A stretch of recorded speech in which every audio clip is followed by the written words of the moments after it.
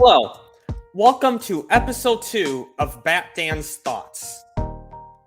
If you've seen me around, you know me primarily as a DC, Zack Snyder guy. But there is one interest I have in addition to that. I love Star Wars. I am a huge Star Wars fan. I love the 6 films, Mandalorian, Clone Wars, Rebels, and even the Obi-Wan series. Ahsoka, one of my all-time favorite Star Wars characters. And hashtag Justice for Fives. When Disney bought Star Wars and announced the new trilogy, I was excited for it. And episode 7 came out. I'll be honest, I thought it was off to a great start. And then we got episode 8. Yeah, I don't have words. It was just bad. Same with episode 9. So many issues. The Luke Skywalker's characterization, Rey becoming a powerful Jedi like that, and J.J. Abrams and Rian Johnson playing tug of war with where they wanted the story to go.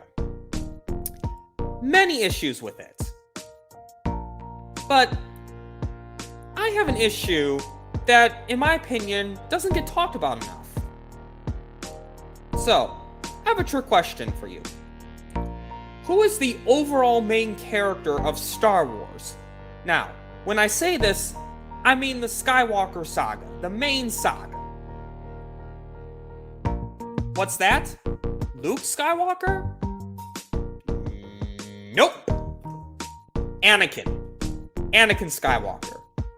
The story of Star Wars is supposed to be about the rise, fall, and redemption of Anakin Skywalker. The tragedy of Anakin Skywalker. The chosen one, fulfilling the prophecy. Let's break this story chronologically. The prequel trilogy, Anakin's definitely the main character of, alongside Obi-Wan, but I argue more Anakin. The boy on Tatooine, the one who Qui-Gon believes is the chosen one who will bring balance to the Force.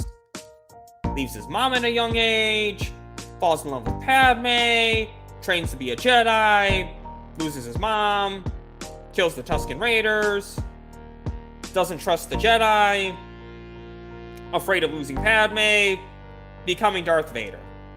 The prequel story is 100% about his rise and fall. Now, let's get into the original trilogy. In that specific trilogy, yes, Luke's the main character, but Anakin has a significant importance. The whole reason Luke wants to be a Jedi is to be like his father, Anakin Skywalker. One reason he hates Darth Vader is because Darth Vader killed his father, Anakin Skywalker, which, as Obi-Wan stated, was true. From a certain point of view, that is. So let's get into episode 5, Empire Strikes Back. Now, we know that George Lucas tinkered with the films a lot, so let's go with what's canon right now, which is Ian McDiarmid as the Emperor. That dialogue. We'll go with the dialogue in that movie. The whole reason that the Emperor and Darth Vader want to recruit Luke is because he's powerful. They sense the offspring of Anakin Skywalker. Darth Vader and Luke, they get into a fight. And then Darth Vader reveals the major bomb. No, I am your father, he says. This shakes Luke's world completely. He was a Jedi to be like his father, only to find out that his father turned into one of the most evil men in the galaxy. But Luke sensed good in him, which brings us to the main plot of Return of the Jedi. Luke wants to bring his father, Anakin Skywalker, back to the good side, free him from Darth Vader, which happens. As the Emperor is about to kill Luke, Anakin Skywalker emerges and kills the Emperor, fulfills the prophecy, and in the end, Luke Skywalker sees his father, again going with the canon, Hayden Christensen, now one with the Force. So when you do this sequel trilogy, the only way to really make it work, to make it flow, is to make the legacy. The prequel was the rise and fall. The original was the redemption. And now the sequel should have been about the legacy. In my opinion, episode 7 started off that well. Kylo Ren was going bad and was heavily inspired by Darth Vader. There was a lot of Vader in Ben/Kylo Ren, so not off to a bad start. But then let's get into episode 8. One reason Rey was inspired was because Luke was the one person to see the good in Darth Vader, the most evil man in the galaxy. Or one of the most evil men in the galaxy. But that's kind of really it. One of my major gripes of Last Jedi is, why didn't we see a scene with Mark Hamill and Hayden Christensen? The whole reason for Luke becoming a Jedi was to be like his father.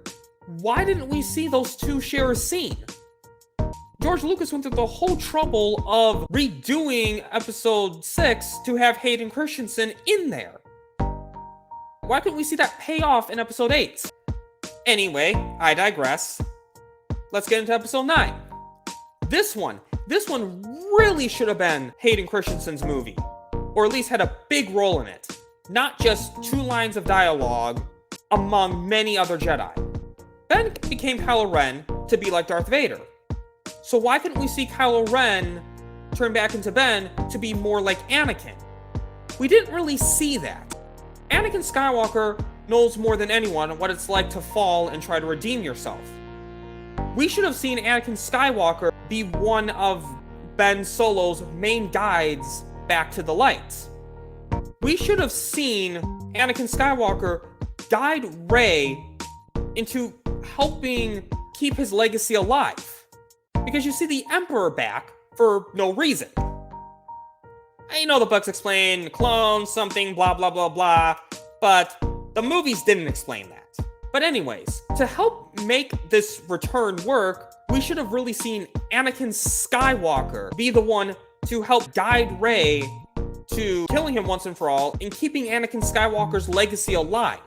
Anakin Skywalker is very important to the story of Star Wars, and he was just pushed to the background. There are many issues with the sequel trilogy, but my personal issue, one I wish was talked about more, was Anakin Skywalker just being pushed to the background. I'm glad we finally got to see Hayden Christensen again in Obi-Wan, but we really should have seen Hayden Christensen in both episodes 8 and 9, and we didn't. If you like this breakdown, please like, share, subscribe, and comment. Tell me, what's your personal issue with the sequel trilogy? Just like one in particular that bothers you. And lastly, may the Force be with you.